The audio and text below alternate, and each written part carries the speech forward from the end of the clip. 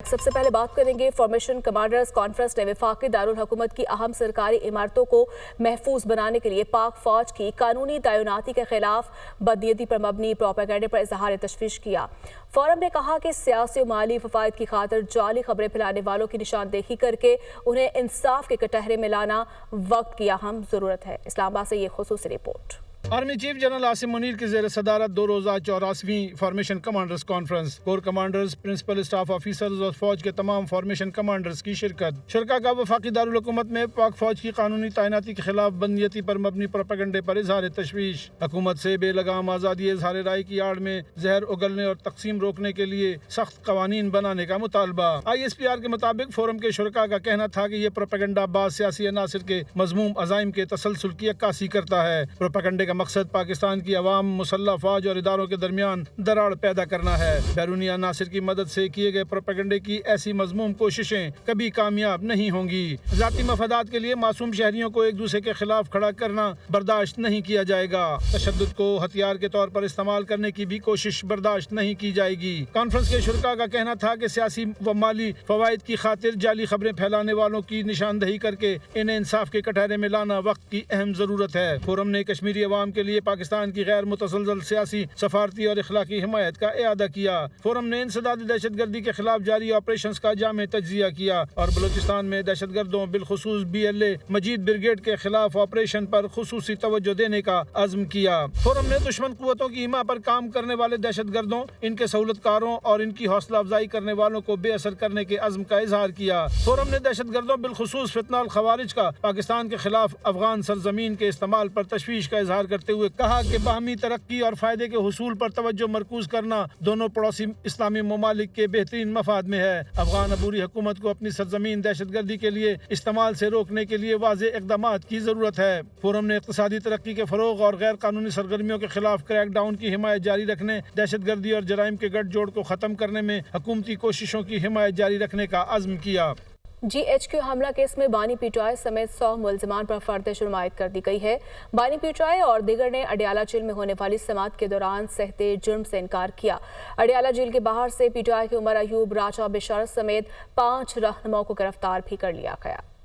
9 مئی GHQ حملہ case, بانی پاکستان تحریک انصاف سمیت 100 شریک ملزمان پر فرد جرم عائد۔ انسداد دہشت گردی کی عدالت کے جج امجد علی شاہ نے اڈیالہ جیل میں کیس کی سماعت کی۔ بانی PTI کو جیل سے پیش کیا گیا۔ عمر ایوب، شیخ رشید، فواد چودھری، زرتاج گل اور راجہ بشارت سمیت دیگر ملزمان بھی پیش ہوئے۔ وکلاء کے دلائل مکمل ہونے کے بعد اسپیشل پروسیکیوٹر نے فرد جرم پڑھ کر سنائی۔ بانی PTI سمیت دیگر ملزمان نے صحت جرم سے انکار کیا۔ پروسیکیوٹر ظہیر شاہ نے کہا کہ 9 مئی واقعات نہ صرف دہشت گردی بلکہ ریاست پاکستان کے خلاف جنگ چھیڑنے کی کوشش تھی۔ سوچے سمجھے منصوبے کے تحت احتجاج میں 1 ارب 66 کروڑ 56 لاکھ کے مجموعی نقصان کا تخمینہ ہے۔ عدالت نے استغاثہ کی شہادت ریکارڈ کرنے کے لیے 10 دسمبر کی تاریخ مقرر کر دی۔ سانحہ 9 مئی GHQ حملہ کیس کا مقدمہ تھانہ آرے بازار میں درج ہے۔ مقدمے میں بانی PTI سمیت 147 ملزمان نامزد ہیں۔ عدالت 28 ملزمان کو پہلے ہی اشتہاری قرار دے چکی ہے۔ اشتہاری قرار دیے گئے ملزمان میں شہباز گل، زلفی بخاری اور مراد سعید بھی شامل ہیں۔ 19 ملزمان سماعت میں پیش نہ ہوئے، جس پر ان کی طلبی کا نوٹس جاری کر دیا گیا۔ دوسری جانب سماعت ختم ہونے کے بعد اڈیالہ جیل کے باہر سے پولیس نے اپوزیشن لیڈر عمر ایوب، ملک احمد چٹھا اور سابق صوبائی وزیر راجہ بشارت کو حراست میں لے کر جیل کی چوکی میں منتقل کر دیا۔ 9 مئی کو گاڑیاں جلانے اور جلاؤ گھیراؤ کیس میں شاہ محمود قریشی اور دیگر پر فرد جرم عائد۔ انسداد دہشت گردی عدالت نے گواہان کو طلب کرتے ہوئے سماعت 16 دسمبر تک ملتوی کر دی۔ ابو بکر طارق کی یہ رپورٹ۔ انسداد دہشت گردی عدالت میں 9 مئی کو گاڑیاں جلانے اور جلاؤ گھراؤ مقدمے پر سماعت ہوئی۔ انسداد دہشت گردی عدالت کے ایڈمن جج منظر علی گل نے جیل میں قائم عدالت میں سماعت کی۔ شاہ محمود قریشی، ڈاکٹر یاسمین راشد، عمر سرفراز چیمہ، میاں محمود رشید اور اعجاز چودھری پر فرد جرم عائد کر دی۔ تمام ملزمان کو جیل میں قائم عدالت میں پیش کیا گیا۔ دوران سماعت ملزمان نے صحت جرم سے انکار کیا۔ ملزمان کی جانب سے برہان معظم ملک عدالت میں پیش ہوئے۔ ملزمان کے خلاف تھانہ سرور روڈ کے مقدمے میں فرد جرم عائد کی گئی ہے۔ عدالت نے دلائل مکمل ہونے کے بعد 16 دسمبر کو پروسیکیوشن کے گواہان کو طلب کر لیا۔ بانی PTI کے خلاف مقدمات کی نئی رپورٹ اسلام آباد ہائی کورٹ میں جمع کروا دی گئی۔ نئے مقدمات کے اندراج کے بعد بانی PTI کے خلاف اسلام آباد میں درج مقدمات کی تعداد 76 ہو گئی۔ پی ٹی آئی کے احتجاج کے بعد بانی پی ٹی آئی کے خلاف اسلام آباد میں مزید 14 مقدمات درج۔ بانی پی ٹی آئی کے خلاف اسلام آباد میں درج مقدمات کی تعداد 76 ہو گئی۔ پولیس نے تفصیل اسلام آباد ہائی کورٹ میں جمع کروا دی۔ اسلام آباد پولیس کی جانب سے بانی پی ٹی آئی کے خلاف مقدمات کی نئی رپورٹ عدالت میں جمع کروا دی گئی۔ اس سے قبل پولیس رپورٹ کے مطابق بانی پی ٹی آئی کے خلاف اسلام آباد میں 62 مقدمات درج تھے۔ سیکریٹری داخلہ کی جانب سے صوبوں میں درج مقدمات کی رپورٹ بھی جمع کروائی گئی ہے۔ بانی پی ٹی آئی کی بہن نورین نیازی نے مقدمات کی تفصیلات کے لیے درخواست دائر کی تھی۔ عدالت نے مقدمات کی تفصیلات فراہمی کے بعد درخواست نمٹا دی۔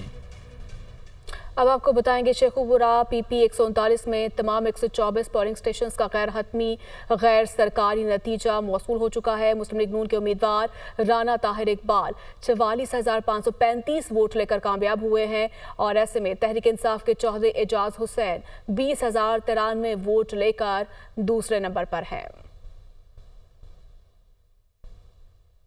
آئی سی سی چیمپئنز ٹرافی ہائیبرڈ ماڈل کے تحت ہوگی۔ بھارتی میڈیا کی جانب سے یہ دعویٰ کیا گیا ہے۔ بھارت نے پاکستان کا تجویز کردہ پارٹنرشپ فارمولا مان لیا ہے۔ فیصلہ آئی سی سی کے غیر رسمی اجلاس میں ہوا۔ بھارتی میڈیا کے مطابق منظور شدہ ماڈل کے تحت بھارت چیمپئنز ٹرافی کے میچز دبئی میں کھیلے گا۔ پاکستان بھی 2027 تک بھارت میں شیڈول ایونٹ کھیلنے نہیں جائے گا اور پاکستان بھی اپنے میچز نیوٹرل وینیو پر ہی کھیلے گا۔ ذرائع کے مطابق پی سی بی نے آئی سی سی اور بی سی سی آئی کی طرف سے پیسوں کی پیشکش کو بھی ٹھکرا دیا ہے۔ ایسے میں وزیراعظم نے ایف بی آر کی ڈیجیٹائزیشن کے اہم امور 31 دسمبر 2024 تک مکمل کرنے کی ڈیڈ لائن دے دی۔ کہا ملک میں ٹیکس کا عمل مؤثر بنایا جائے، پیٹرول کی اسمگلنگ کے خلاف کریک ڈاؤن تیز کیا جائے۔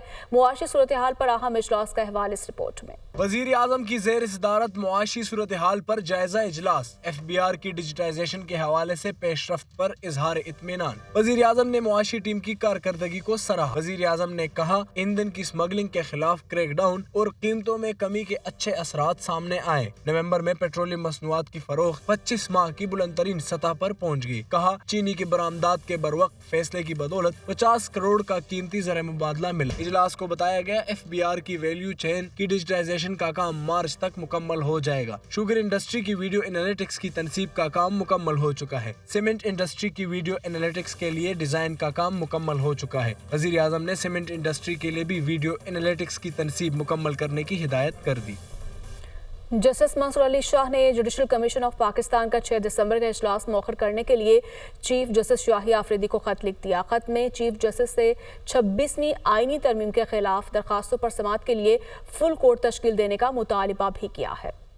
جوڈیشل کمیشن آف پاکستان کا 6 دسمبر کا اجلاس مؤخر کیا جائے۔ جسٹس منصور علی شاہ نے چیف جسٹس یاحیہ آفریدی کو خط لکھ دیا۔ جسٹس منصور علی شاہ کی جانب سے خط میں کہا گیا ہے کہ جوڈیشل کمیشن آف پاکستان کی تشکیل نو 26ویں آئینی ترمیم کے تحت کی گئی۔ اس آئینی ترمیم کے خلاف 2 درجن سے زائد درخواستیں سپریم کورٹ میں زیر التوا ہیں۔ یہ درخواستیں منظور بھی ہو سکتی ہیں اور مسترد بھی۔ اگر 26ویں آئینی ترمیم کے خلاف درخواستیں منظور ہوتی ہیں تو جوڈیشل کمیشن کے فیصلوں کی وقت ختم ہو جائے گی۔ ایسی صورتحال ادارے اور ممبران کے لیے شرمندگی کا باعث بنے گی۔ جسٹس منصور علی شاہ نے کہا کہ آرٹیکل 191A کے تحت سپریم کورٹ کے ریگولر بینچ آئینی درخواستیں نہیں سن سکتے، تاہم آرٹیکل 191A سپریم کورٹ کے فل کورٹ بینچ کو آئینی درخواستوں پر سماعت سے نہیں روکتا۔ خط میں کہا گیا ہے کہ چیف جسٹس 26ویں آئینی ترمیم کے خلاف درخواستوں پر سماعت کے لیے فل کورٹ تشکیل دیں۔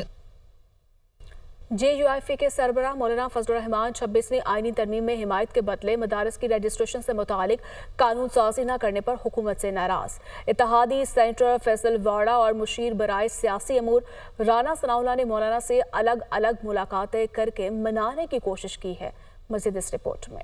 مولانا فضل الرحمان حکومتی اتحادیوں سے پھر ناراض، 26ویں ترمیم کی حمایت کے بدلے کیے گئے وعدے پر عمل درآمد نہ کرانے کا شکوہ۔ مولانا فضل الرحمان کو منانے کا مشن لے کر سینیٹر فیصل واڈا مولانا فضل الرحمان کی رہائش گاہ پہنچے۔ دونوں رہنماؤں کی ملاقات میں ملک کی مجموعی سیاسی صورتحال پر بات چیت کی گئی۔ ملاقات کے بعد میڈیا سے گفتگو میں سینیٹر فیصل واڈا نے کہا کہ پی ٹی آئی کو زیر کرنے کے بعد میں مولانا صاحب کا فین بن گیا ہوں۔ انہوں نے مزید کہا کہ نفرت کی سیاست کے خاتمے کے لیے مولانا کا اہم کردار ہوگا۔ ہم سب کو مل کر پاکستان کے لیے کنسنسس پیدا کر کے one one one one one one situations جو ہیں وہ سب کے لیے بنانی چاہیے۔ اس میں ایگو، سیاسی اختلافات اپنی جگہ کے اوپر ہیں، لیکن کنسالیڈیٹ کر کے एक विन विन सिचुएशन हो जिसमें पाकिस्तान आगे बढ़े। सेनेटर फैसल वाडा की मुलाकात खत्म होने के फौरी बाद वजीर आजम के मुशीर बराए सियासी अमूर राना सनाउल्लाह मौलाना के घर पहुंचे और इन्हें वजीर आजम का पैगाम पहुंचाया। जराये के मुताबिक राना सनाउल्लाह ने कानून साजी से मुताल्लिक JUI फे के तहफ़्फ़ुज़ात वजीर आजम तक पहुंचाने की यकीन दहानी कराई। दोनों रहनुमाओं के माबैन मुल्क की मौजूदा सियासी सूरत हाल पर भी बातचीत हुई। ताहम राना सनाउल्लाह मुलाकात के बाद मीडिया से बात किए बगैर रवाना हो गए, जबकि गुज़िश्ता शब बिलावल भुट्टो जरदारी ने भी मौलाना फजलुर रहमान से इनकी रिहाइशगाह पर मुलाकात की थी।